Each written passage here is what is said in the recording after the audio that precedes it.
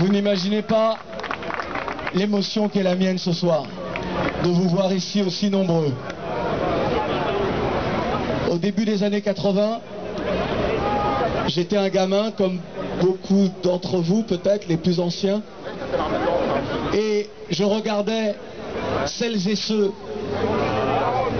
qui menaient les premiers combats, sans couronne, sans laurier, sans moyens, juste avec la détermination. Si je suis là ce soir, c'est avant tout pour une dame qui, au moment où je n'avais que 18-19 ans, où je menais mes combats militants, comme les gamins peuvent les mener, elle était et reste pour moi un phare, une image importante, un personnage totémique, une femme d'engagement, de conviction, de détermination. Cette femme que je vous demande d'applaudir et à qui nous devons rendre tous les honneurs, c'est Joby Valente, déjà. Et je voudrais que tu sois à mes côtés, Joby, pour que je puisse raconter tout ce que j'ai à raconter. Vous savez, aujourd'hui, pour beaucoup, être militant rapporte toujours quelque chose. C'est-à-dire qu'il y a toujours quelque chose à la clé. C'est facile aujourd'hui de parler d'esclavage. C'est facile aujourd'hui de parler de discrimination. C'est facile aujourd'hui de dire je suis dans la diversité, qui est un mot que je ne comprends pas. C'est un concept qui marginalise toutes celles et tous ceux qui sont non blancs. Dans les années 80, bien avant, dans les années 70, fin des années 60, lorsqu'une femme noire... Ah, mais c'est pas l'heure à balle, écoutez-moi. Écoutez-moi. Lorsqu'une femme noire, lorsqu'un homme noir se dressait pour dire ce que nous subissons est injuste, la seule chose qu'il recevait, c'est une volée de bois vert. Il était marginalisé. Il était dans son propre pays. Dans son propre pays. Mis à l'index. Joby Valente a connu ça. Lorsqu'au milieu des années 80, voilà. Ok, bah au micro là tout à l'heure, mais écoutez-moi. Bon d'accord. Lorsqu'au début des années 80, sur la radio de la communauté de l'époque, nous lancions nos premiers messages. À l'époque, il n'y avait que des coups à prendre. Lorsque j'écoutais Joby sur son association, sa journée, sur cette radio Tropique FM de l'époque, tu étais chez non Neg Marron, tu étais chez Neg Marron. Je peux vous dire qu'à l'époque, tout était compliqué pour nous. Pourquoi je suis ému ce soir d'être sur cette place? Lorsqu'en 1993, avec mon association, on a décidé d'organiser ce qui était la première marche de commémoration de l'abolition de l'esclavage de la place de la République jusqu'ici, place de la Nation. 23 avril 1993. Pourquoi nous l'avons fait? Pour trois raisons. La première, c'est que l'Espagne venait de célébrer la dite découverte des Amériques par Christophe Colomb. Et la France s'était associée à cette commémoration, à cette pantalonnade, oubliant, deuxième chose, le génocide des peuples amérindiens et la déportation des peuples d'Afrique. Et le troisième élément pour nous, primordial, important, c'était de poser la question à l'État français sur la discrimination que nous subissions et que nous subissons encore dans notre pays. Poser la question à la France, aux plus grandes instances et à l'ensemble de la société française.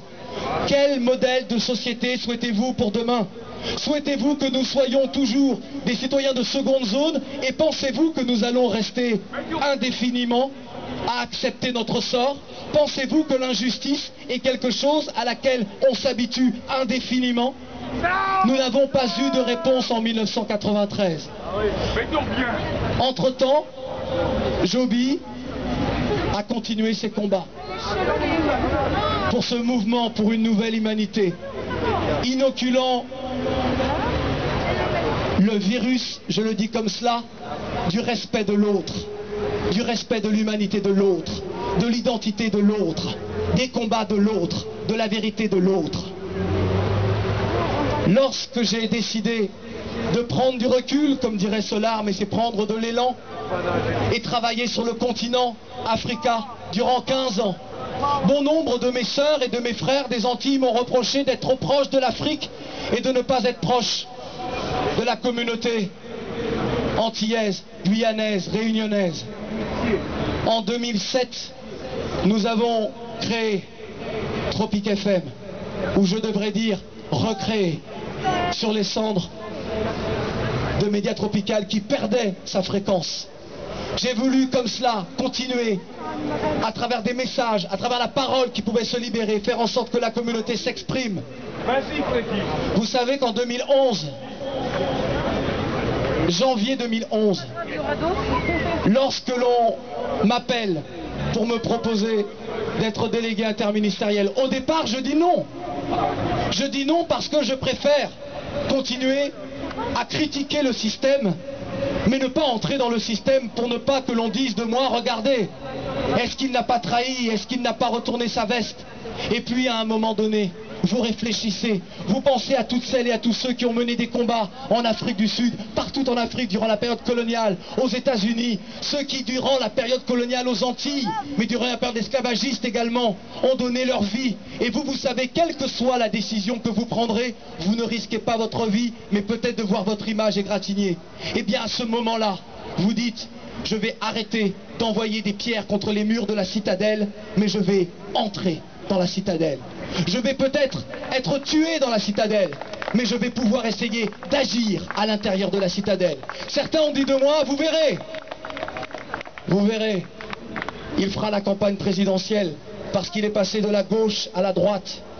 J'ai dit aux uns et aux autres, depuis 1 an, je n'ai jamais été membre d'un parti politique. Pourquoi ?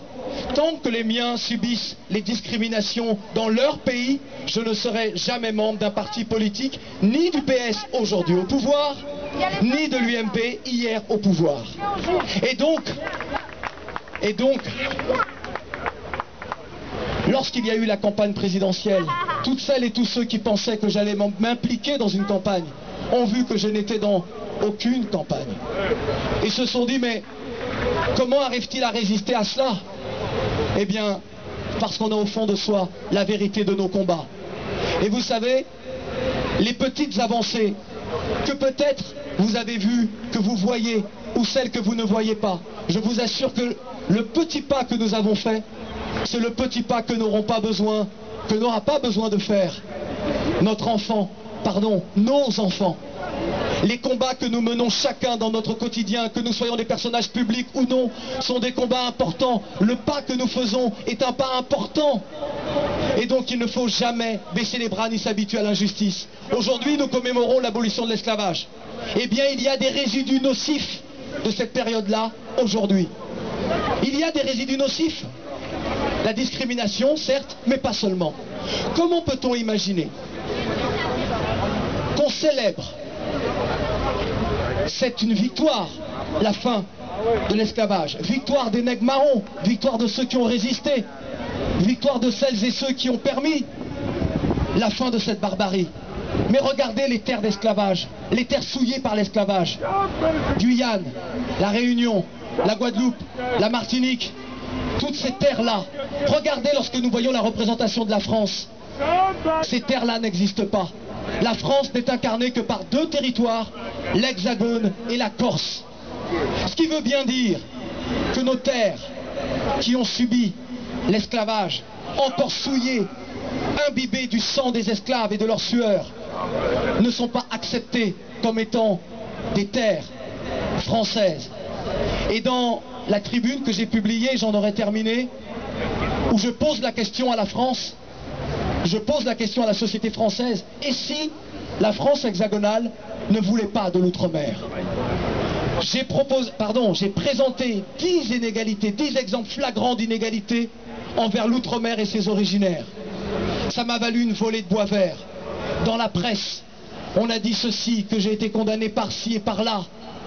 Au moment où j'arrivais sur la place le rédacteur en chef du journal Le Point m'appelait pour me dire qu'il allait, dans les 2 heures, publier mon droit de réponse pour dénoncer ce qui va d'ailleurs faire l'objet de condamnations devant les tribunaux.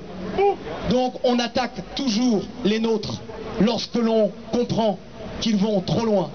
Je voudrais juste vous dire, avant de vous quitter, qui que nous soyons, où que nous soyons, quelle que soit notre condition, quoi qu'il arrive, restons fiers de ce que nous sommes. Merci.